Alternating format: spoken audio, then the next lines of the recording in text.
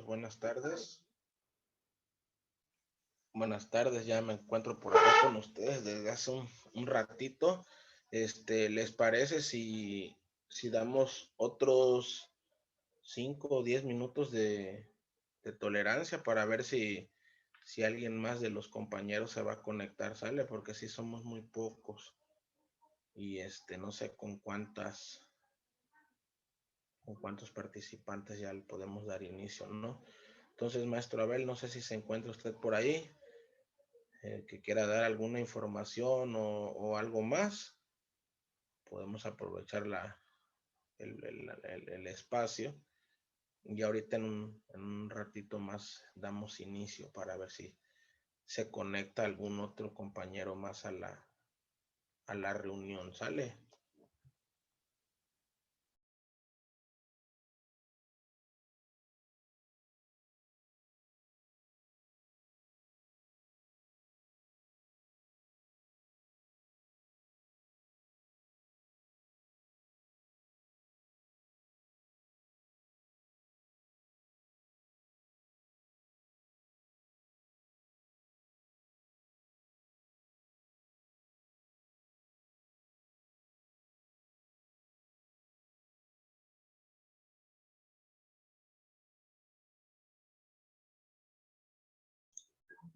Buenas tardes.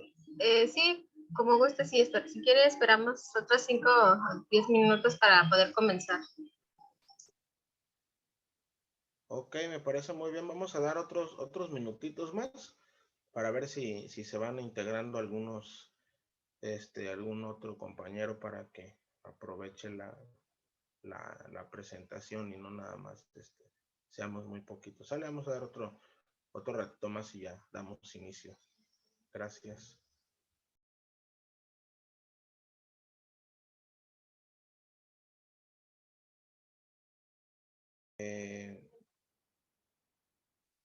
Ya son 6 de la tarde con 24 minutos. Ya creo que ya fue tiempo suficiente para, para conectarnos. Ya quien desee irse agregando a la ponencia, pues ya que se vaya agregando, ¿no? Bueno, vamos a compartirles este siguiente tema.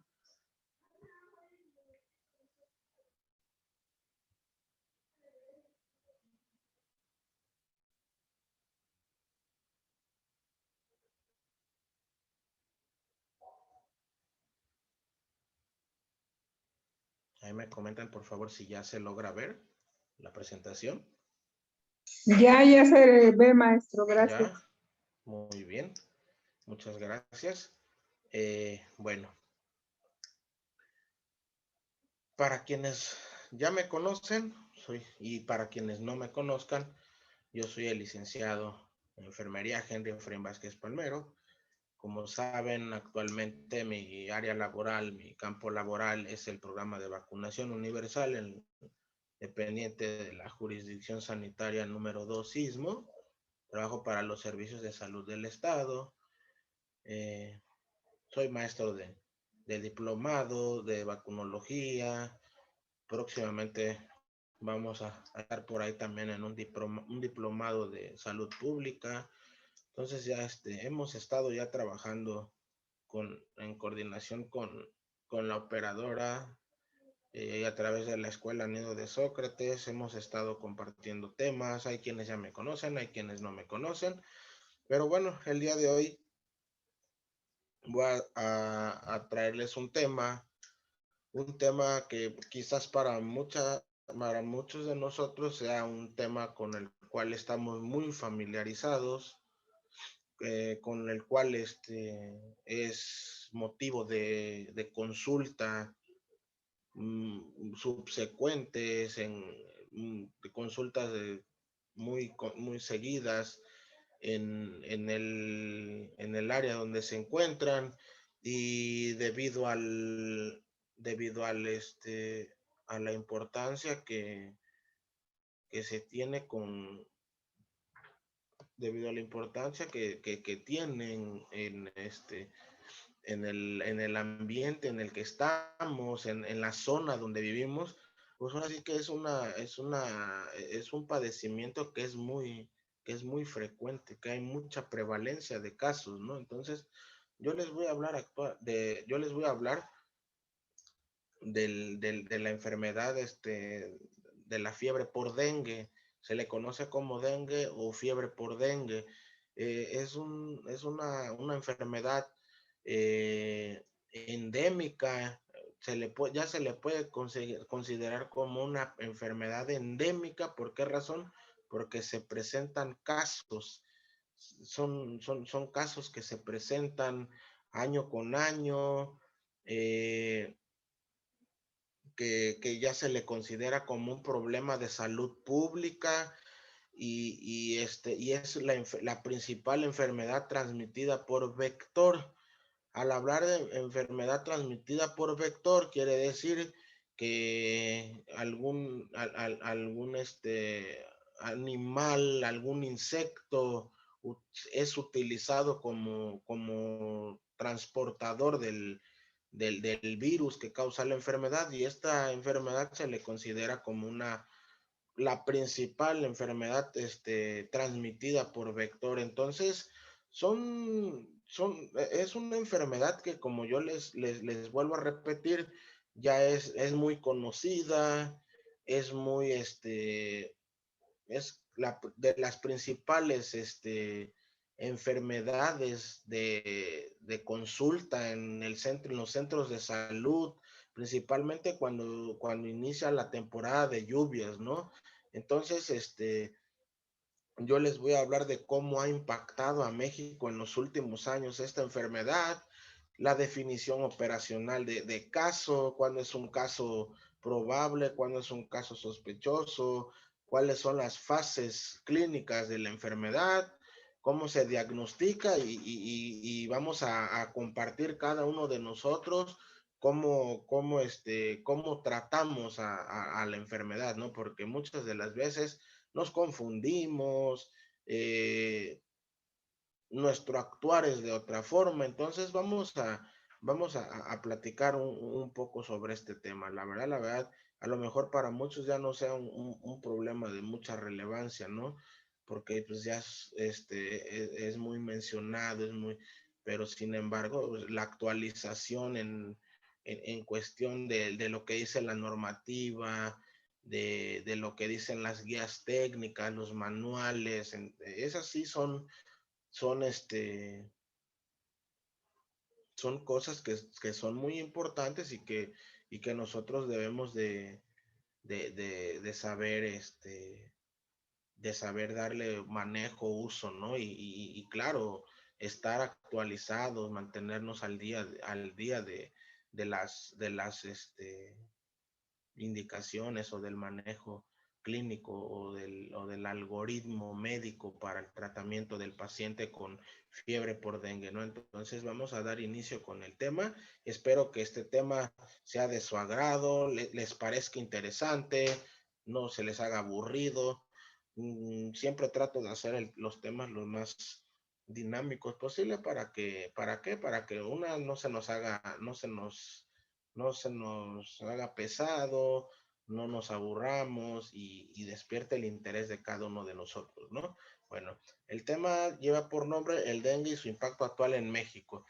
Eh, para hablar de la fiebre por dengue, como se los había yo comentado al principio, debemos de tener claro que el dengue es una enfermedad transmitida por vector y que es la principal enfermedad de todas las enfermedades transmitidas por vector, que es la principal. ¿Por qué razón? Porque es en la que más se ven casos.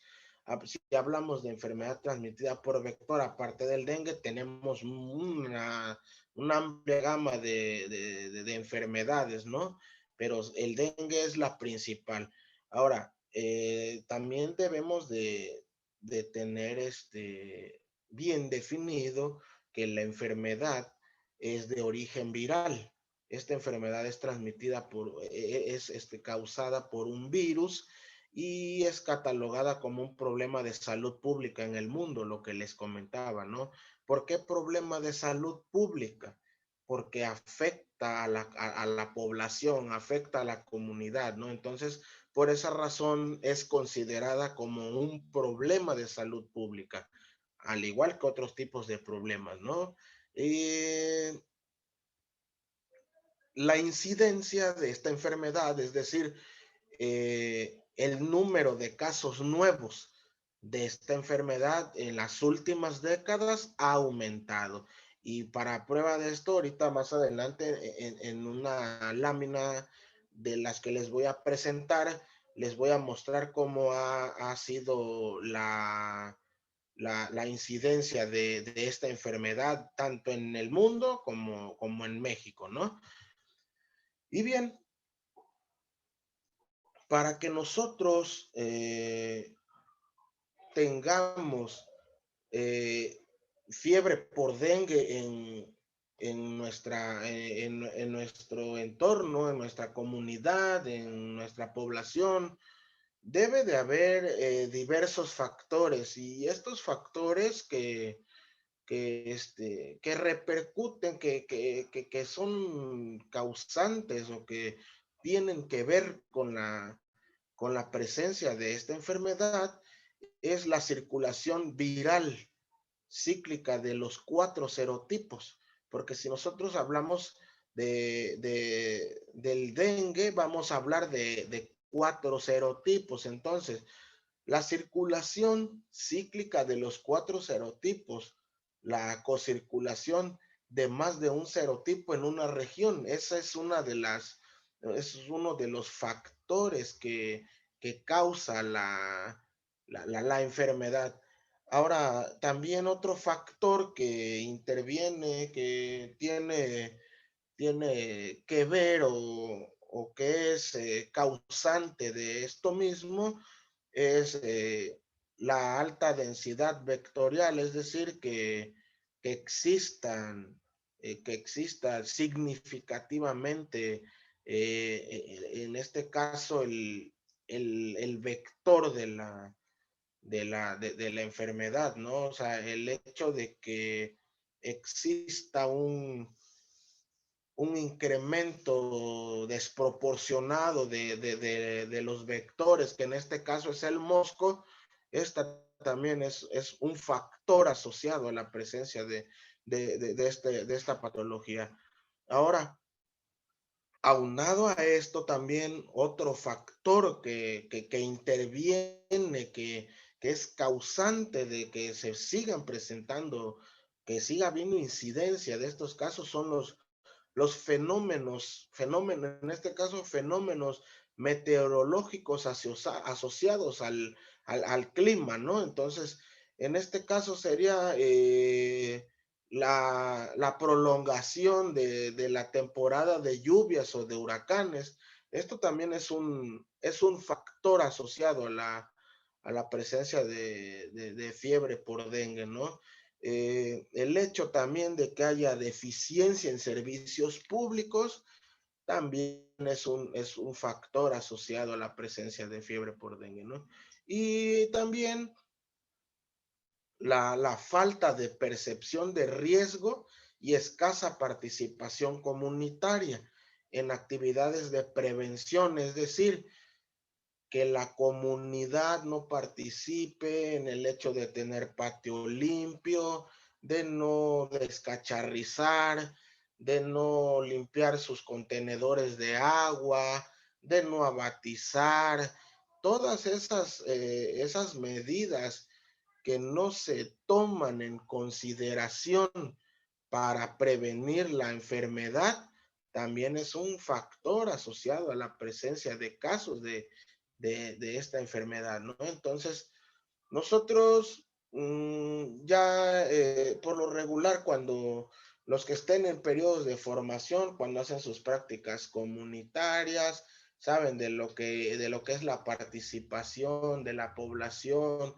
la difusión de medidas de prevención, el saneamiento básico, todas esas, ¿no? Son medidas. Y también en el caso de nosotros como trabajadores en nuestra localidad, cuando tenemos nuestros talleres, cuando hacemos ferias de salud, que ahorita se han dejado de hacer, porque todo es COVID. Entonces, todas esas son medidas de prevención y no crean, sí impacta y mucho, pero sí se requiere de la participación de todos nosotros, ¿no? Entonces, eh, para hablar de la enfermedad como tal, del dengue, en este caso de América, del continente americano, sabemos que el principal vector es el mosquito Aedes aegypti.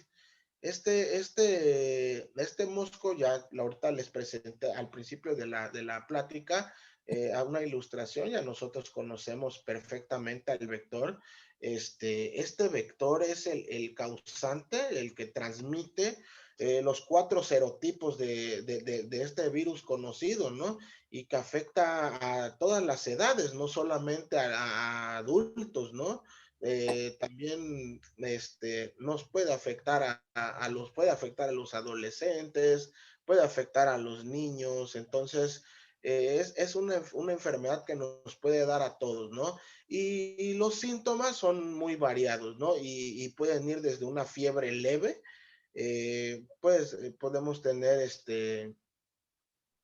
ligera sintomatología, hasta presentar fiebre intensa y a su vez esta venir acompañada de dolor retroocular, ¿no? Es decir, en los ojos, cefalea intensa, que es decir, dolor de cabeza, así como mialgias, dolores musculares, artralgias, dolor articular, características que le han dado el sobrenombre a esta enfermedad como fiebre quebrantahuesos, ¿no? Es lo que es como comúnmente se le llama.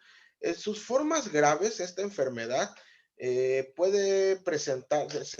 pueden presentar cuadros hemorrágicos y alteraciones hematológicas, es decir, en las plaquetas, en el hematocrito, puede causar esto, ¿no? Incluso puede llevarnos a un shock. En este caso sería un shock hipovolémico. ¿Por qué razón? Porque el volumen de líquidos disminuye. Esto nos podría causar un shock, y también de dificultad respiratoria y falla orgánica que potencialmente pueden causar la muerte. Es muy importante que cuando sea la temporada de la presencia de casos de esta enfermedad, hacer un diagnóstico diferencial, vaya a darnos, saber diferenciar lo que son los síntomas de esta enfermedad con los síntomas de otras enfermedades, como por ejemplo ahorita el COVID-19, ¿no? Ahí sí tenemos que ser muy vigilantes, ver de qué manera está afectando, saber cómo debe de ser el abordaje con los pacientes. Eso es algo que conforme vaya sucediendo nos vamos a ir dando cuenta, ¿no? Entonces, otra generalidad de esta enfermedad es que en América, los países que tienen los 4 serotipos, es decir, países en los cuales circulan los 4 serotipos causantes de la enfermedad, son Brasil, Guatemala y para mala fortuna, México también es un país en el cual circulan los 4 virus causantes los 4 serotipos causantes de la enfermedad. En este caso, hablando de América Latina, de nosotros como latinos, en el continente, en Canadá y en Chile, no existe la presencia del vector, ¿sale? Y en Uruguay sí existe la presencia del vector, pero no ha tenido casos confirmados de dengue. Y eso es algo que nosotros debemos de de tener en consideración y que es de importancia para nuestro continente, ¿no? Para las Américas. Ser un país en el cual, pues, imagínense, hay dos países en donde no circula el vector y hay uno donde circula, pero sin embargo no hay casos, ¿no? Eso también se puede deber a ciertos factores, ¿no? Por ejemplo, el clima, las condiciones en las que vive la comunidad, todo eso tiene mucho que ver también, ¿no? Entonces, bueno, la palabra dengue proviene del lenguaje Swahili y que significa, bueno, más bien proviene de ese lenguaje del término dinga, que intenta describir las molestias causadas por el virus, que en este caso sería el dolor muscular y articular, y se creía que era provocada por espíritus con anterioridad. Esto lo atribuían a eso, ¿no? Esa era la causa.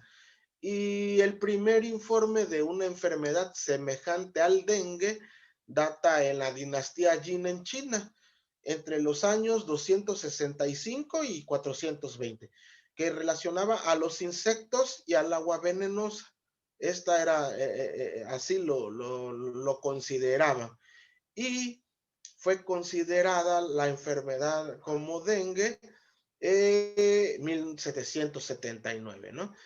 Y en el año de 1978, Benjamin Rush la describió como fiebre quebrantahuesos, que es como hasta la fecha la seguimos conociendo, ¿no? En América, es decir, en nuestro continente, pudo haberse manifestado por primera vez en Martinica y Guadalupe, allá por los años 1635, ¿no? Y supuestamente, es como una teoría, esta enfermedad llegó a América junto con los esclavos traídos de África. Esa es una teoría que se puede considerar como un supuesto, ¿no? Bien, ahora, la situación epidemiológica de la enfermedad. Durante el año 2019, en la región de las Américas, entre la semana epidemiológica 1 y 49, se notificaron 2.733.635 casos de fiebre por dengue, lo que representa una incidencia de 280 casos por cada 100,000 habitantes. Si se dan cuenta, es una tasa bastante alta, ¿no? Y en este mismo periodo se reportaron 22.127 casos de dengue grave y 206 defunciones con una tasa de letalidad del 0.4%. Esto es lo que nos dicen las estadísticas. El número de casos reportados hasta la semana 42, que en este caso son los 2.733.635, es el mayor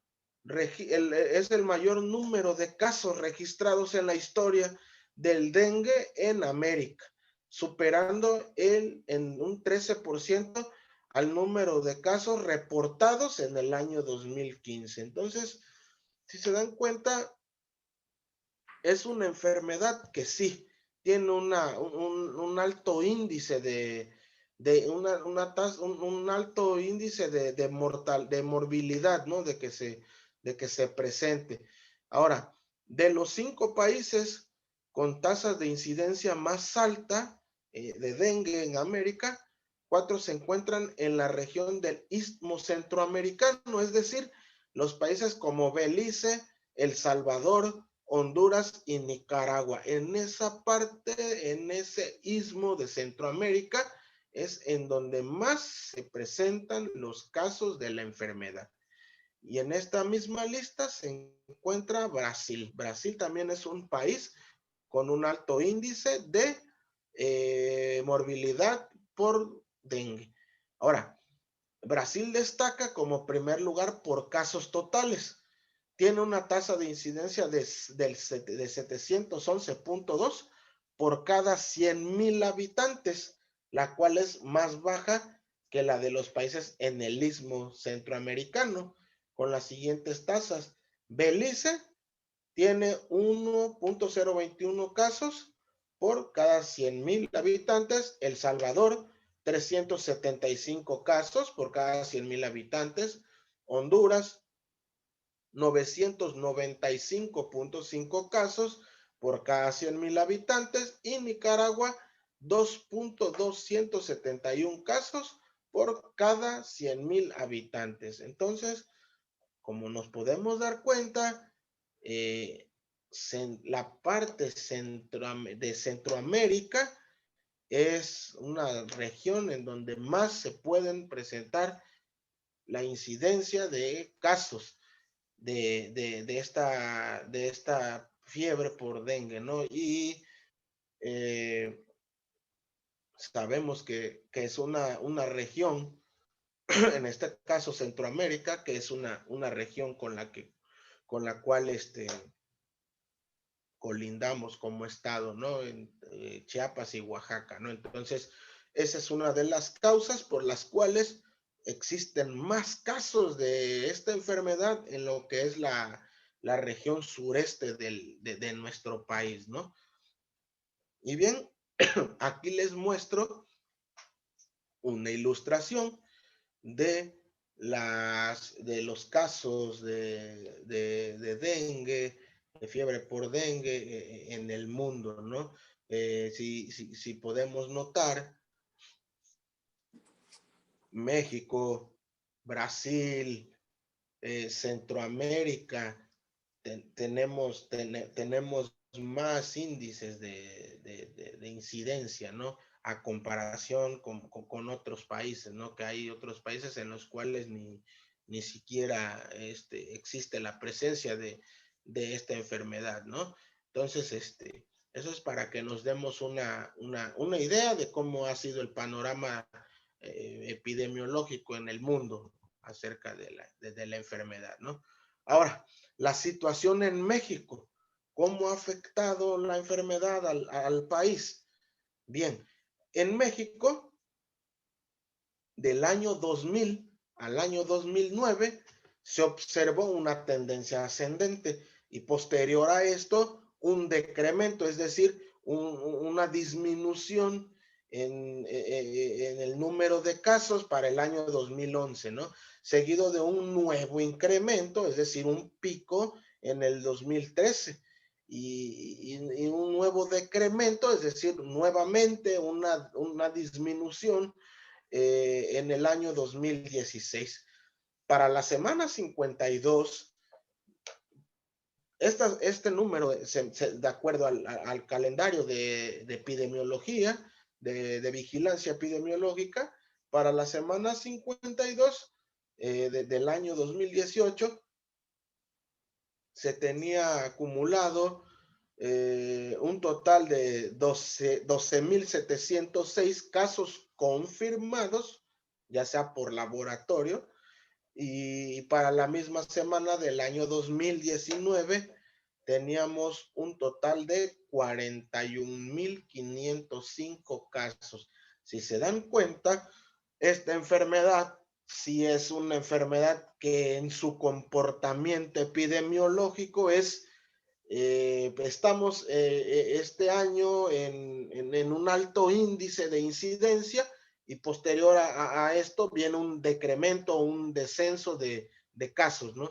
Pero puede ser que para el siguiente año o los próximos 2 años pueda haber otro incremento, ¿no? Entonces, esta es la situación como se ha estado comportando esta enfermedad en nuestro país. Ya hablando de México, ¿no? Cómo viene siendo la enfermedad, cómo se viene presentando, ¿no? Aquí tenemos una representación gráfica de casos. Si se dan cuenta, los 3 picos más altos se vieron en el 2007, 2009 y 2013, que en este caso la tasa para el año 2007 fue del 48.23, para el año 2009 del 50.59 y para el año 2013 de un 50.69, ¿no? O sea, esto es lo que respecta a las tasas, ¿no? Ahora, en números de casos, para el año 2007 teníamos 52,369 casos, para el año 2009 un 55,961 y para el 2013 un número de casos de 63,984. Entonces, en esos 3 años es donde ha estado más alta el impacto de esta enfermedad en nuestro país, ¿no? Ahora, en el año 2019 se notificaron un total de 28,820 casos confirmados de dengue no grave, dengue con signos de alarma, un total de 10,982 y un total de 3,560 casos de dengue grave, ¿no? Entonces, tenemos para este año una tasa del 22.89, 8.72 y 2.83 casos por 100,000 habitantes respectivamente, ¿no? Entonces, sí, realmente el impacto de esta enfermedad en nuestro país sí es significativa. Ahora, los estados de la República que más presentaron estos casos, que en donde más se ve la incidencia es el estado de Veracruz, Quintana Roo y el estado de Jalisco, ¿no? Son casos en los estados que en el año 2019 presentaron el más alto índice de incidencia, ¿no? Y si se dan cuenta, el estado de Oaxaca, el estado de Chiapas, el estado de Campeche, también son estados que estamos ahí como que en ese semáforo epidemiológico también, ¿no? De esta enfermedad, que como ya se los comenté, es la principal enfermedad transmitida por vector. ¿Sale? Eso ya debemos de tenerlo bien definido. Ahora, aquí les muestro una tabla de los serotipos y el número de casos que se presentaron en cada uno de los estados.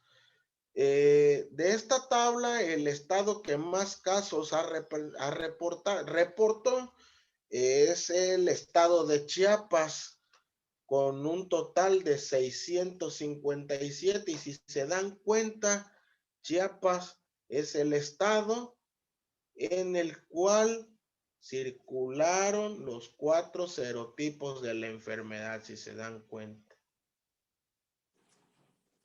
¿Vale? Que es de los estados, el estado que más casos, el que reportó los 4 serotipos. Pero hablando de un total de casos reportados, tenemos al estado de Jalisco, como se los mostraba en la lámina anterior, con un total de 7,726 casos, de los cuales 1,622 fueron causados por el serotipo 1, 6,103 causados por el serotipo 2 y solamente un caso por el serotipo número 3, y el serotipo 4 no hubo presencia, solamente en Chiapas un caso. Eso es a nivel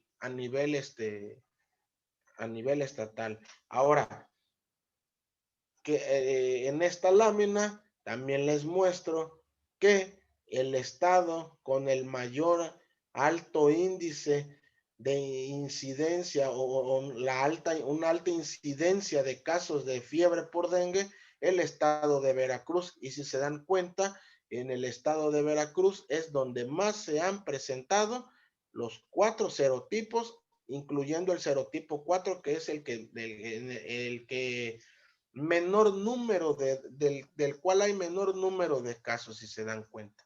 Entonces, son estadísticas que nos tenemos que meter a consultar para saber de qué manera ha impactado a nuestro país esta enfermedad, ¿no?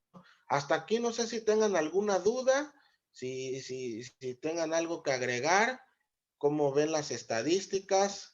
Hablar de números, pues a veces no a todos nos gusta, ¿no? Pero en este caso, pues sí es muy importante hablar de esto, porque de esto depende que una enfermedad sea considerada, ya sea una endemia, una pandemia, una contingencia, o llámese como de acuerdo a los casos que se presenten, ¿no? No sé si alguien tenga hasta el momento alguna duda o quiera agregar algo. Ninguna duda, profe. Muy bien. Entonces quiere decir que vamos bien. ¿Alguien más por ahí?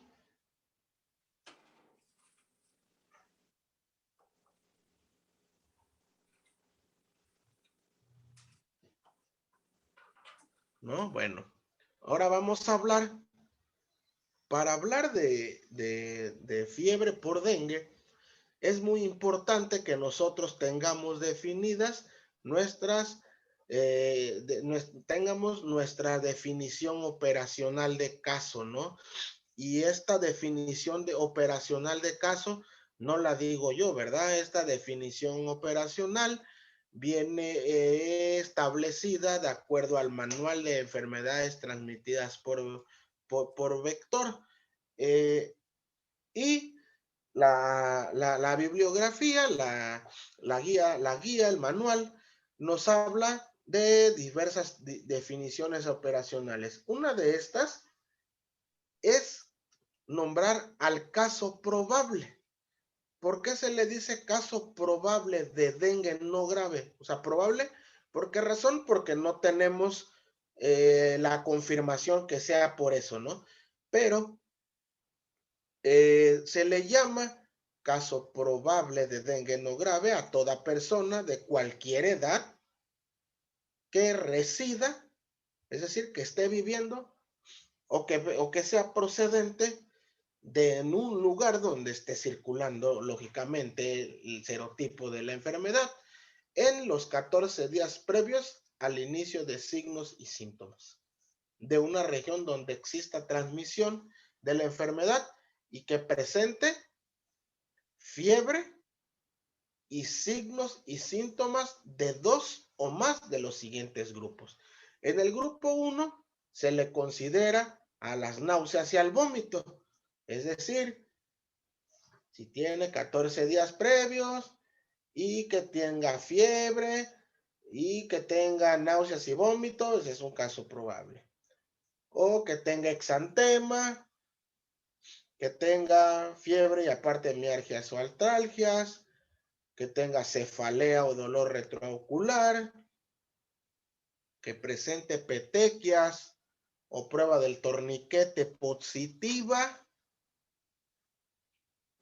o que tenga leucopenia, es decir, una disminución en los glóbulos blancos o los leucocitos. ¿Vale? A ese se le considera como un caso probable. ¿Vale? Todavía no se le puede decir que es confirmatorio, se le puede manejar como un caso probable. Y algo muy importante, en menores de 5 años, el único signo a considerar puede ser la fiebre. Esa es una de las principales características. Algo muy importante es que todos los casos probables se deben de registrar en el Sistema Especial de Vigilancia Epidemiológica. Esto, el médico semana a semana en su SUIVE hace sus reportes de las consultas que tuvo con casos probables dengue no grave, ¿no? Entonces, esa es una de las definiciones operacionales. Ahora, otra definición de un caso probable de dengue con signos de alarma. ¿Y cuáles son estos? Todo caso probable que además de cumplir con cuadro de dengue no grave, represente uno o más de los siguientes signos de alarma. Es decir, dolor abdominal intenso y continuo, vómito persistente o incoercible, acumulación de líquidos, es decir, ascitis, derrame pleural, pericárdico, sangrado de mucosas, es decir, epistaxis, sangrado de nariz o gingivorragia, sangrado de encías, letargo o irritabilidad, hipotensión, hepatomegalia mayor a 2 centímetros, aumento progresivo del hematocrito, aumento, recuento plaquetario menor a 100,000, es decir, una trombocitopenia, es que nuestras plaquetas se encuentren disminuidas por debajo de las 100,000. Ese también es otro signo de alarma. Y la disminución progresiva de la hemoglobina también es un signo de alarma de la enfermedad. ¿Sale? Entonces, el caso probable de dengue con signo de alarma es todo caso probable, además de cumplir lo del cuadro de dengue no grave, el anterior, más uno o más de los síntomas que les acabé de mencionar. Otra nota muy importante que nos dice la guía es que ante la presencia de un signo de alarma identificado en el primer nivel, el paciente deberá ser enviado de manera inmediata al segundo nivel para su atención. Esto es muy importante también. Todos los casos probables se deben registrar en el Sistema Especial de Vigilancia Epidemiológica. También es una tarea que debemos de realizar. ¿Por qué razón? Porque todas estas estadísticas que les mostré en las láminas anteriores fueron obtenidas de ese sistema único de información para la vigilancia epidemiológica o del SWIBE, ¿no? Para eso es el reporte estadístico de esos datos. Ahora, ¿cuál es un caso probable de dengue grave? Ya vimos, dengue no grave con signos de alarma, y este es dengue grave. Ahora, todo caso probable de dengue que presente uno o más de los siguientes hallazgos. Un choque debido a extravasación grave de plasma. Y estos datos de choque, ¿cómo los vamos a identificar?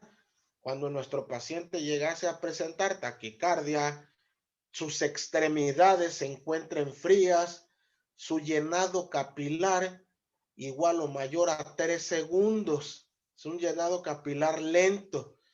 Los pulsos, ¿cómo deben de estar? Si están débiles o indetectables, es decir, que no los percibamos a la palpación. La presión diferencial convergente, es decir, 20 milímetros de mercurio.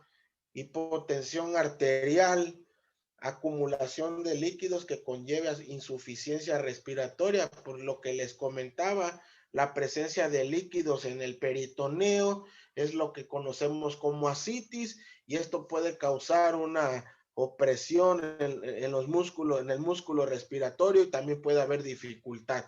Ese sería otro dato de dengue grave. El sangrado grave también, todo dato, signo de sangrado ya es un signo de gravedad, ¿no?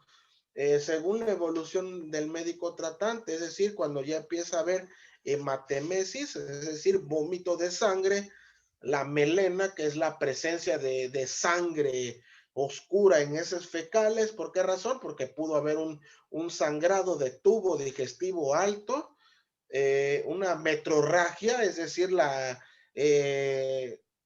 expulsión, salida de sangre a través del útero en la mujer, y algún sangrado en el sistema nervioso también ya es un dato de gravedad. Y el compromiso grave de órganos tales como un daño hepático importante, afección a nivel renal, a nivel del sistema nervioso, es decir, que ya perdamos el nivel de conciencia, eso también es un dato grave, una inflamación en el músculo cardíaco, eso también ya sería un dato grave, ¿no? O que se encuentre comprometido algún otro órgano. Esos ya son datos de gravedad, ¿no? Ahora, como dato importante, en todo caso, con signo de alarma en los primeros 5 días de inicio del cuadro clínico, y todo caso de dengue grave debe tomarse muestra para diagnóstico de laboratorio. Todos los casos probables se deben registrar en el Sistema Especial de Vigilancia Epidemiológica, como se los he venido diciendo, ¿no? Eso es algo muy importante, porque de eso depende la estadística de cómo ha afectado la enfermedad. Y recuerden que actividad no reportada es actividad no realizada. Ahora, un caso confirmado de dengue no grave, todo caso probable de dengue no grave en el que se confirme infección reciente por dengue virus mediante técnicas de laboratorio reconocidas por el INDRE. Caso confirmado de dengue con signos de alarma, todo caso probable de dengue con signos de alarma en el que se confirme infección reciente por dengue mediante técnica de laboratorio. Igual el dengue grave es todo caso probable en el que se confirme la infección, y el caso descartado, todo caso probable en el que no se confirme infección reciente por dengue mediante técnica de laboratorio reconocidas por el INDRE. ¿Alguien me puede decir qué significa la sigla INDRE?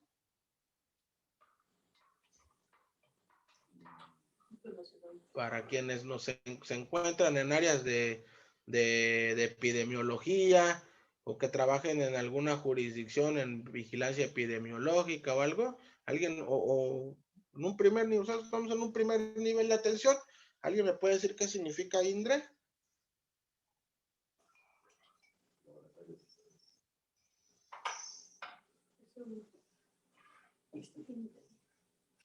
¿Nadie? El INDRE significa Instituto de Diagnóstico y Referencia Epidemiológica. Esa es lo que significa la sigla INDRE.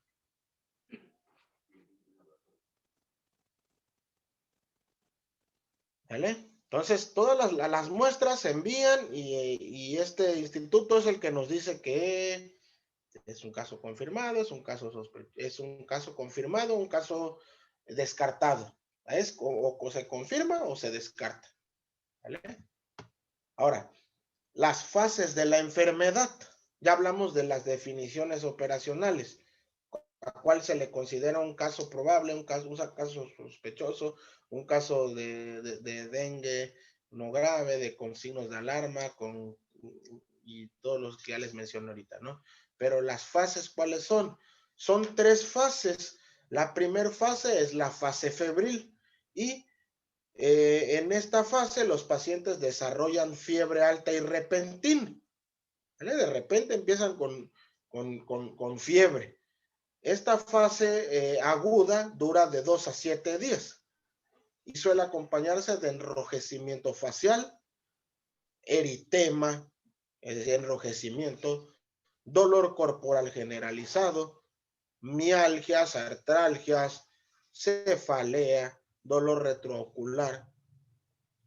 Estos pueden presentarse o pueden manifestarse, pueden presentar hemorragias menores en esta fase, como petequia, es decir, puntilleo, y equimosis en la piel, los moretones como los conocemos. Los pacientes que mejoran después de que baja la fiebre se consideran casos de dengue sin signos de alarma. Estos problemas pueden presentarse en la fase febril. La deshidratación, la fiebre alta puede ocasionar trastornos neurológicos, es más, pueden llegar a las convulsiones. Eso nosotros ya lo sabemos, ¿verdad? Más si se trata de población pediátrica.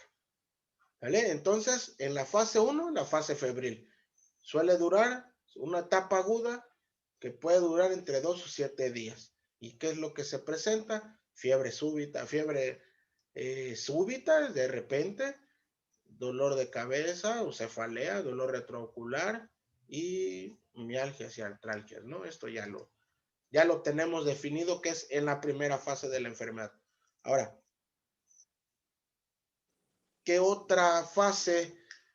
qué otra fase consta la enfermedad? La fase crítica. Esta fase se presenta cuando ya puede existir la desaparición de la fiebre. Cuando la temperatura ya descendió a 37.5 o menos y se mantiene por debajo de este nivel, por lo general en los primeros 3 a 7 días de la enfermedad. Puede aumentar la permeabilidad capilar y por esa razón el aumento de los niveles de hematocrito. Esto marca el comienzo de la fase crítica, es ahí donde inicia. Los pacientes que empeoran con la caída de la fiebre y presentan signos de alarma son casos de dengue con signos de alarma, lo que ya les había comentado ahorita, ¿no?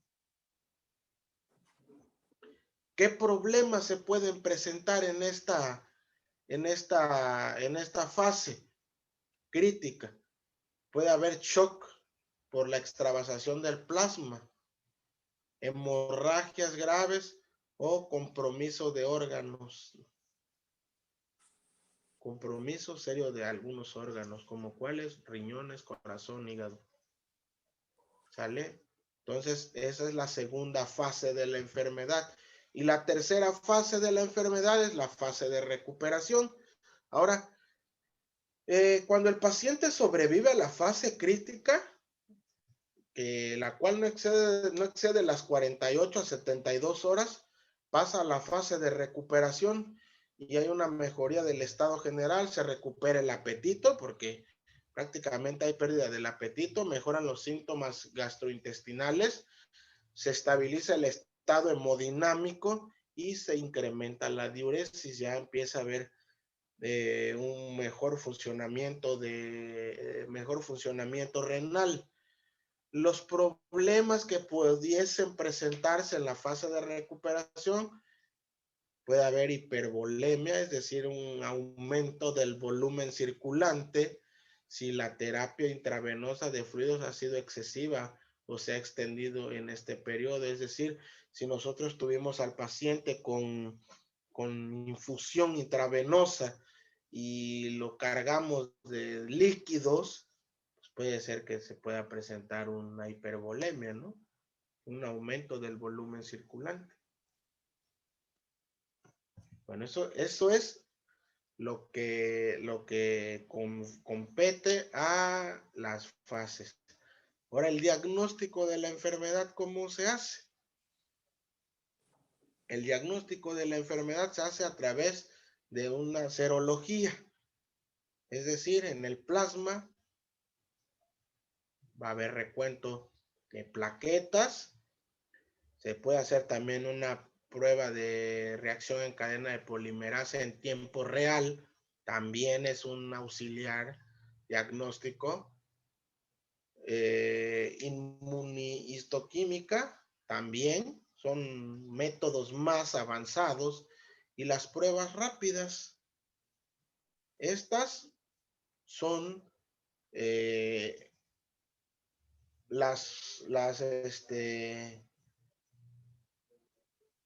los diagnósticos que más, que es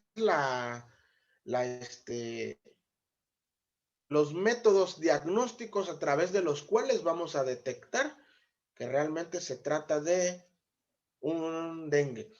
Aunado a esto, ya saben, por laboratorio y por definición operacional de caso. Por eso es muy importante que nosotros, ahorita quizás vaya uno que otro dato que se nos olvide, pero cuando ya estamos en campo, ya estamos muestreando, ya tenemos que tener bien definido todo esto, para que cuando nos den nuestros estudios del laboratorio y viendo la definición operacional, ya sepamos de qué se trata la enfermedad.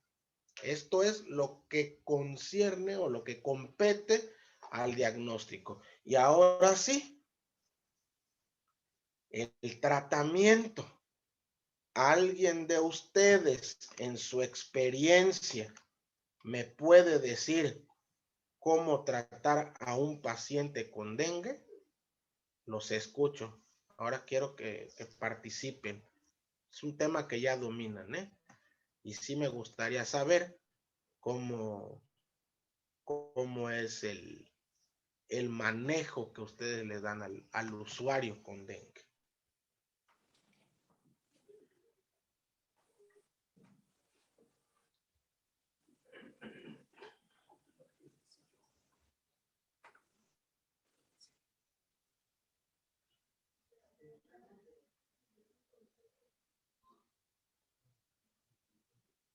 ¿Nadie? Sin pena, compañeros. Los escucho. Bueno, yo lo que tengo entendido, el manejo de dengue por lo regular es solamente el paracetamol, lo que es vida suero oral y pues algunos medicamentos para tratar lo que es el dolor, las pues algunas complicaciones que pudiera presentar, pero lo básico es el paracetamol para evitar sobre todo la coagulación de lo que es la sangre, la anticoagulación, perdón. Muy bien. ¿Alguien más?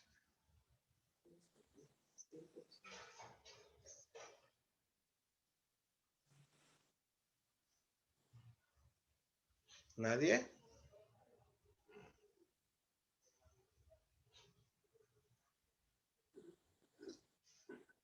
Bueno, les puse la ilustración ahí para que nos diéramos una idea.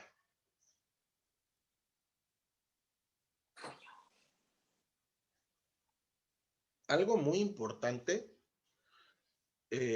no lo digo yo, lo dice la bibliografía, lo dice la Organización Mundial de la Salud y la Organización Panamericana de la Salud. Algo muy importante es el manejo de la fiebre. Eso es importantísimo. Es una actividad, vaya, eje en el abordaje terapéutico de estos pacientes. ¿Y qué medicamento podemos utilizar? El paracetamol. Es el de elección. Debemos de recordar que el paracetamol es la estrellita de estos medicamentos para el manejo de estos usuarios. Sabemos que no podemos, el paracetamol empieza a ser tóxico a partir de 2 gramos en 24 horas. No podemos dar más de esa dosis de ese medicamento a un paciente que estamos manejando con dengue. El paracetamol es el de elección. No podemos rebasar los 2 gramos al día. Otra cosa muy importante, evitar la ingesta de medicamentos antiinflamatorios no esteroideos, como por ejemplo, ¿cuál? El ibuprofeno. El ibuprofeno ahorita es de moda el medicamento. Ahorita, si se dan cuenta, ya no es me duele la cabeza, un paracetamol, nada, no, ahorita ya es ibuprofeno. Ibuprofeno es considerado como un antiinflamatorio, analgésico antiinflamatorio no esteroideo, al igual que cuál otro medicamento es considerado un antiinflamatorio no esteroideo, aparte del ibuprofeno.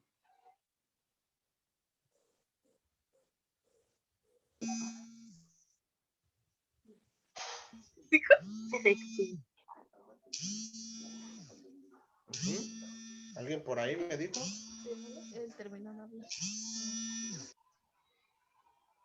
Lo que es ketorolaco, naproxeno, indometacina, ibuprofeno, bueno, ya le dije ibuprofeno, indometacina, ketorolaco, piroxicam. Hay que evitar el uso de esos medicamentos. ¿Y cuál otro? También debemos de evitar el uso. El ácido acetil salicílico. ¿Por qué razón? Porque es un agregante plaquetario y se pueden presentar problemas de coagulación. Por esa razón, esos medicamentos están contraindicados para el manejo de estos pacientes. ¿Vale? Algo muy importante es la hidratación del paciente. En este caso, con el Vida Suero oral, electrolitos orales. Esto es importantísimo. ¿Por qué razón? Porque si se daban cuenta, ahorita yo les hablaba de shock, estado de shock, y en este caso hipovolémico. Es disminución hay disminución, una carencia de líquidos a nivel orgánico. Entonces, tratamiento antipirético y hidratación. Ahora, si el paciente se va a un segundo nivel de atención, es medicamento, infusión de líquidos intravenosos, solución Hartmann, ¿vale? Es algo muy importante. Y así es la vigilancia de estos pacientes. No hay un tratamiento para, pues me dio dengue, pues le tómate una pastilla, se te va a quitar, ¿no? Son tratamientos sintomáticos. Ahora es muy importante. Por eso se los dije desde en un principio, la importancia de tener bien definidos cuáles son nuestras definiciones operacionales. ¿Por qué razón? Porque con el COVID se puede presentar algún caso en el que ya no sepamos si es dengue o si es COVID, ¿no? Entonces tenemos que estar muy pendientes de esto.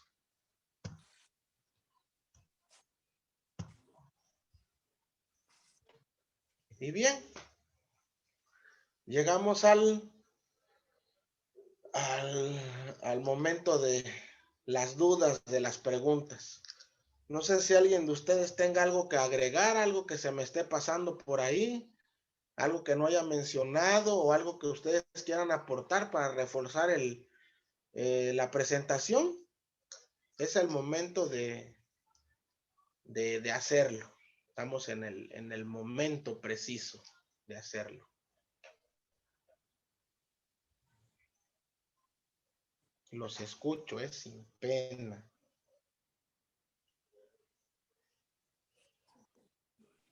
Yo ninguna duda, gracias. Perfecto, gracias. ¿Alguien más? Compañeros.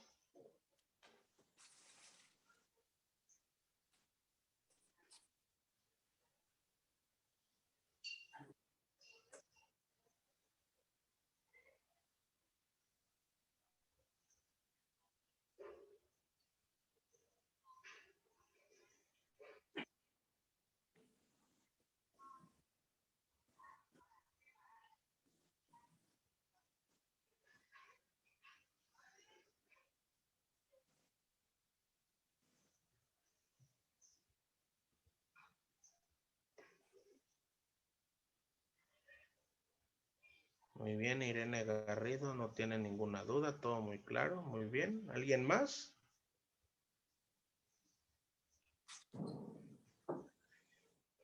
¿Alguien más que quiera aportar algo? ¿Nadie? No, pues ya. Creo que el tema sí estuvo muy claro, entonces o soy muy bueno o todos ustedes son muy inteligentes, pero yo siento que es porque son muy inteligentes, ¿no? No hay ni una pregunta.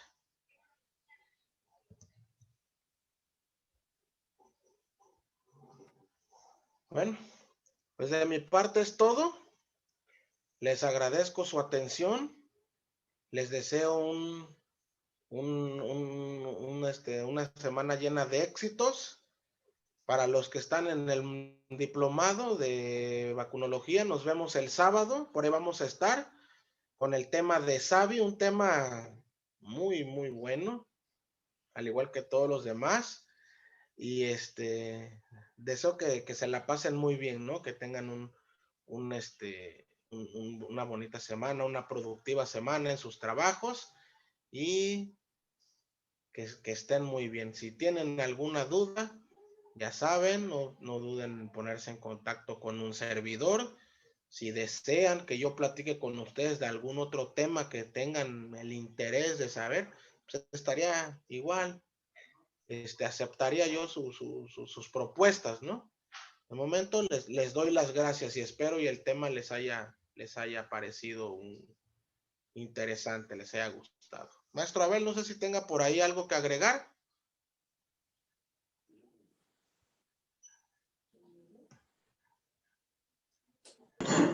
Sí, pues para los que quieran adquirir una constancia, el costo es de 250. Muy bien. ¿Alguna otra información? Maestro Abel, por ahí, se nos esté pasando.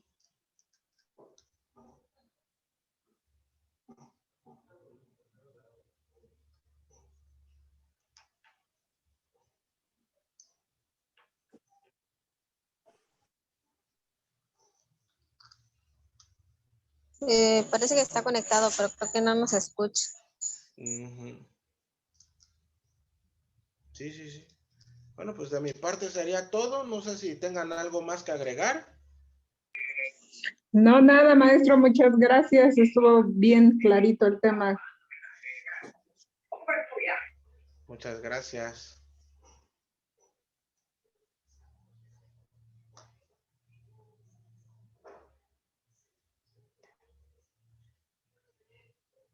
Muy bien. Si no hay alguna duda, pues damos por terminada este curso.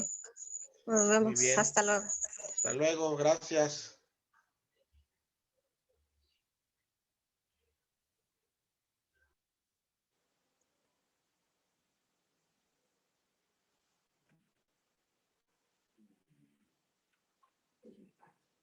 Está protestando.